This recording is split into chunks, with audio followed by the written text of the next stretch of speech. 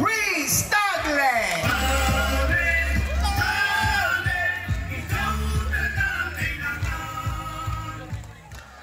Hello! Magandang gabi po sa ating mga batang Quiapo. Maraming salamat po sa inyo lahat sa pagbibigay niyo po sa amin ng pagkakataon. Sa mga kapatid kong Muslim, Assalamualaikum po. Sa inyo lahat, maraming salamat po sa pagbibigay niyo po sa amin ng pagkakataon makasama kayo ngayong gabi ito. Maraming salamat po. Tapos na po. Joke lang ako. Papakilala lang po ako mga nanay tatay ko. Pasensya na ako, medyo ano na po ang boses ko. Ako po si Chris Tagle, ang batang Santa Cruz. Lumaki sa barangay 316 at naging chairman po dito ang aking magulang na si Aida Tagle. Ha? So yung mga problema po sa barangay kahit papano'y alam ko na rin po. Sino po mga Katoliko dito? Katoliko! Marami nagtatanong kung kaano-ano ka raw si Cardinal Tagle. Di ba? Sabi ko, ama ko yun eh. At ama nating lahat na sana po'y maging papa at kauna-una ang papa dito sa Asia.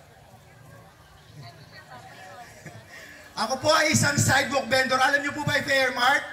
Sa tapat ng Good Earth, dyan sa Avenida. Ako po ay isang sidewalk vendor. Dati po akong nagtitinda ng laruan. Salamat po sa Diyos. At ngayon po ay gumagawa na po ako ng laruan. Bukod po dito, ako po ang nagpauso ng Uy, 35! 30, ulala, shall we baby, 35. Yung nakarecord po, yung jingle sa bangketa, na hanggang ngayon ginagamit pa rin po sa bangketa. Marami po nagtatanong, mga nanay tatay ko, paano po naging isang Yormes Choice ang inyong lingkod? Sino po ba itong si Chris Tagle? Diba? Real talk na lang po, mga nanay tatay ko, real talk na lang. Pangalawang buhay ko na ho kasi ito, nay, tay.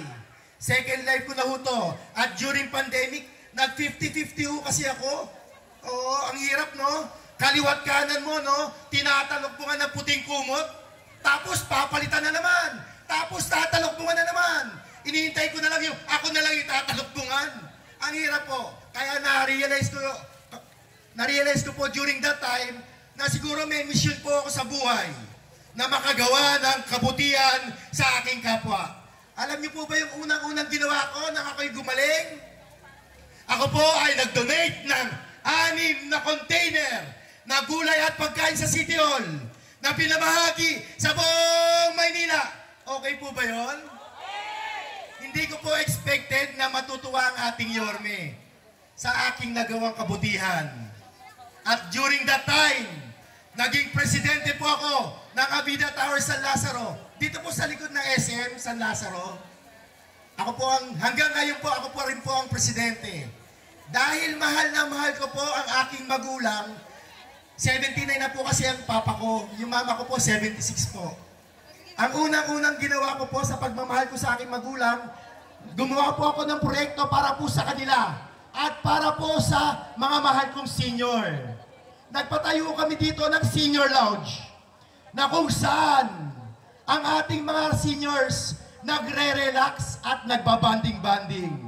Naka-aircon ang kanilang kwarto, nanonood ng pelikula, ng Netflix. Alam niyo po ba yan? Libre kape, juice, tsaa, cookies, mamon, lahat ng snack. Yung light lang po habang sila'y nanonood, nagre-relax, mumumuya po sila at nagkakape. Okay po ba yan? Bukod po doon, naglagay ho kami dito ng klinik. Dito sa klinik na ito, araw-araw, may espesyalistang doktor na merong libreng medisina para po sa lahat. Araw-araw, Lunes, optam sa mata, Martes, pedya sa mga bata, Miyerkules, infectious disease sa lungs, yung pulmo, Huwebes, family doctor, para po sa lahat. At ang may pinakamaraming tao po dito ay tuwing Sabado na kung saan binaba ko na rin dito sa inyong barangay yung acupuncture na kung saan ang lahat ng sakit sa katawan ay pagagalingin namin nang hindi umiinom ng gamot. Itong senior lounge na ito na merong libreng gamot at merong libreng konsultasyon sa mga doktor ay gusto kong ibahagi sa bawat barangay ng Distrito 3. Okay po ba yun? Napakaswerte ng bawat barangay na meron kayo sariling doktor, meron kayo sariling gamot. Hindi na po kayo mag-iisip kung saan po kayo pupunta. At lahat ng senior dito sa amin ay libre maintenance. Okay po ba yun? Marami pong magagandang mga proyekto. Ngunit, pag hindi natin sinamahan ng pagmamahal at pagmamalasakit sa kapwa, wala po lahat yan. Tama po ba? Nay, tay, mga lolo't lola ko, pakatandaan ho natin na ang gobyerno ay kayang baguhin ang buhay natin. Tama po ba? Ngunit, nasa inyong mga kamay ang pagbabago ng gobyerno. Tama po ba? Sana po'y huwag niyo po kaming paghiwa-hiwalin ang buong Yorme's Choice. Pwede po ba? Sa pangunguna ng ating Yorme Isko Moreno Dumagoso. Palakpakan naman po dyan. At ang ating Vice Mayor, Chi Atienza. Siyempre, huwag nating kalilimutan ang ating magiging congresswoman na hanggang madaling araw, nasa kalsada, nayayakap nyo at tumutugon sa pangangailangan ng bawat isa.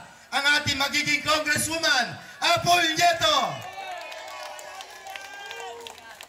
Mga nanay, tatay ko, mga lolo't lola ko, mga kapatid ko, hindi po ako mangangako sa inyo. Hindi po ako mangangako. Gagawa po ako. At gagawa po ako ng kabutihan para po sa inyo lahat. Para pag kinuha na po ako ni Lord, mag-iiwan po ako ng magandang legasiya para po sa inyo lahat. Maraming salamat po sa inyo lahat. At pagpalain nawa po tayo ng buong may kapal. Manila!